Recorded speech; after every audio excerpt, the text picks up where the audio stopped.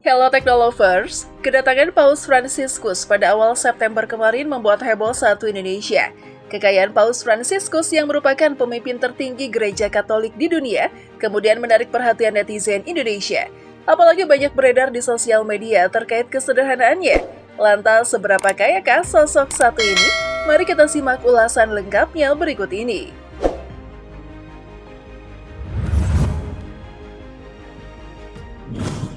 Kedatangan Paus Fransiskus ke Indonesia pada 3 hingga 6 September 2024 sebagai bagian dari perjalanan apostoliknya ke Asia Pasifik menarik perhatian banyak orang. Terutama karena kesederhanaan Bapak Suci umat Katolik itu. Paus menolak hal-hal yang eksklusif, kata Uskup Anton Subianto, Ketua Konferensi Wali Gereja Indonesia atau KWI. Paus memilih untuk pergi ke Indonesia dengan pesawat komersial. Selama bertugas di Jakarta, ia memilih untuk menggunakan kendaraan biasa daripada mobil kepresidenan bermerek Mercedes-Benz. Paus Fransiskus memilih untuk menginap di Kedutaan Besar Vatikan daripada di hotel mewah. Selain itu, jam tangan kuno seharga ratusan ribu yang ia kenakan sempat menjadi topik diskusi di media sosial. Bahkan sebelum ditunjuk menjadi pemimpin tertinggi gereja Katolik di Vatikan, pria bernama George Mario Bergoglio yang lahir pada 17 Desember 1936, terkenal dengan gaya hidup sederhananya. Bergoglio lahir dari keluarga imigran Italia di Buenos Aires pada 17 Desember 1936. Bergoglio dibesarkan dalam keluarga konvensional. Ayah Mario Jose Bergoglio bekerja sebagai akuntan di perusahaan kereta api. Dan ibunya Regina Sivori adalah ibu rumah tangga yang membesarkan 5 anak. Keluarga Bergoglio saat itu hidup makmur, dengan ayahnya menerima gaji yang jauh di atas rata-rata. Ayahnya khawatir jika anaknya yang pada saat itu berusia 13 tahun terjebak dalam zona nyaman dalam situasi itu. Ayahnya berinisiatif meminta Bergoglio mencari pekerjaan meskipun dia baru lulus sekolah dasar. Prinsip kesederhanaan ayahnya dipraktekkan. Ia memasak makanannya sendiri saat bekerja di laboratorium kimia. Bergoglio juga menggunakan bus untuk pergi ke tempat kerja. Anak pertama dari 5 bersaudara ini kemudian lulus sebagai teknisi kimia dan kemudian masuk ke seminar keuskupan Villa Devoto untuk menjadi imam, yang menjadi novis di Serikat Yesus atau Yesuit pada 11 Maret 1958. Bergoglio yang telah menjabat sebagai kardinal sejak tahun 2001 menghindari banyak kemewahan yang biasa dimiliki para uskup senior, terutama di Amerika Latin. Setelah 2 hari dari konklav kepausan, Bergoglio terpilih sebagai paus pada 13 Maret 2013. Dia adalah Uskup Agung Buenos Aires sejak 1998.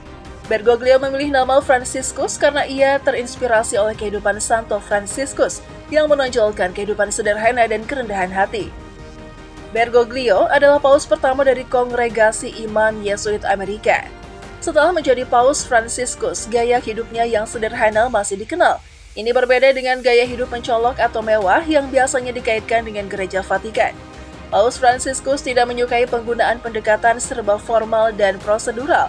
Setelah dipilih menjadi paus, ia memilih untuk mengenakan jubah putih sederhana yang biasa dikenakan para pastor saat diperkenalkan ke publik di balkon Basilika Santo Petrus.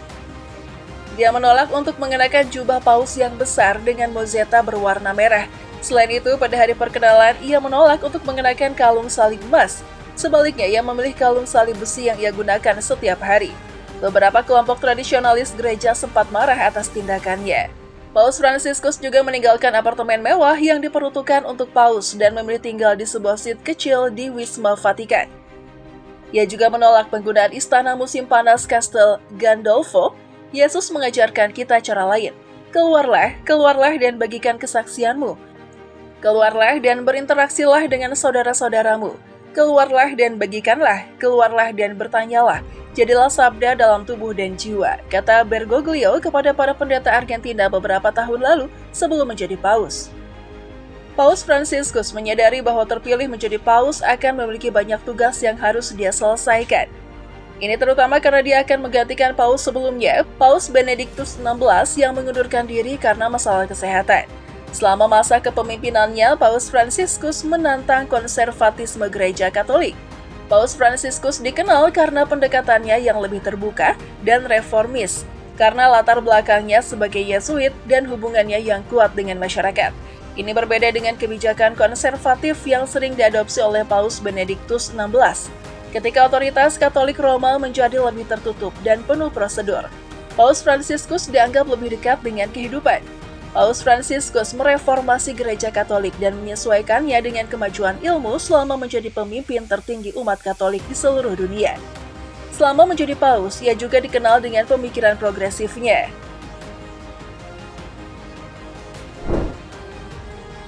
Gaji Paus Fransiskus. Paus Fransiskus saat ini menjabat sebagai paus di Vatikan. Beliau adalah pemimpin gereja Katolik dan kehidupannya sangat menarik.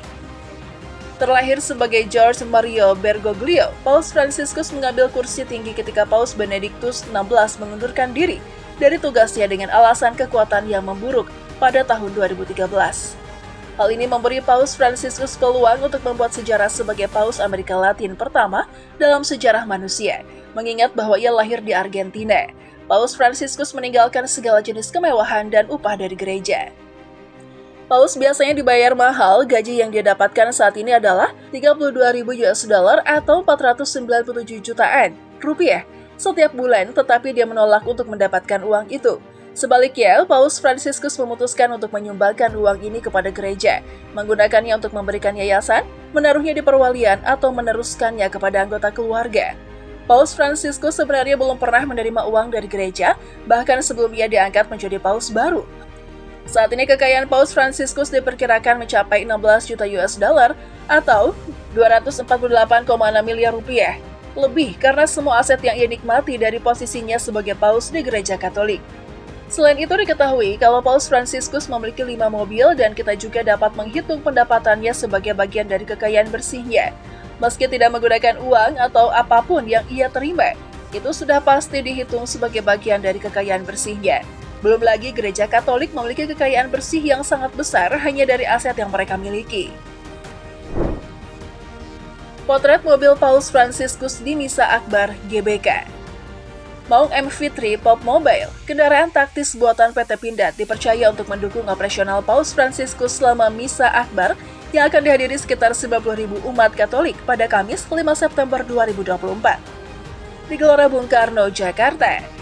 Kendaraan ini merupakan hasil inovasi dari Menteri Pertahanan sekaligus Presiden terpilih periode 2024 hingga 2029 Prabowo Subianto, yang telah dimodifikasi khusus untuk memenuhi kebutuhan mobilitas Paus Fransiskus selama kunjungan keagamaan di Indonesia yang berlangsung dari 3 hingga 6 September 2024.